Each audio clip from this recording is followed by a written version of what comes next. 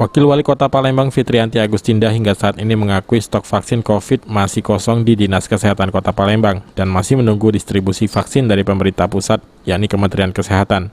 Padahal Pemkot terus berupaya mempercepat vaksinasi dan penyuntikan vaksin COVID dosis kedua juga telah melewati batas interval 14 hingga 28 hari.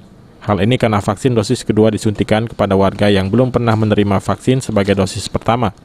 Demi percepatan vaksinasi, kini Pemkot Palembang masih menunggu janji pemerintah pusat yang akan memberikan jutaan dosis vaksin bulan ini. Dan Palembang ditargetkan mencapai kekebalan komunal atau herd immunity pada Desember mendatang. Informasi terakhir memang masih belum, tapi dalam waktu dekat vaksin dosis pertama akan segera datang. Jadi kami berharap di setiap kecamatan, kelurahan maupun balai-balai kesehatan tetap siap mendata warga, siapapun yang ingin divaksin didata dulu. Dan nanti baru setelah ada vaksin sekitar pertengahan Agustus atau mungkin beberapa hari lagi ya vaksinnya datang, pelaksanaan bisa kita laksanakan. Target kita di tahun ini 70% dari 1,3 juta jiwa harus semuanya divaksin.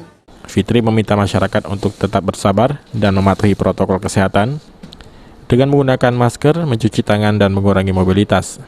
Abidin Riwanto, PAL TV.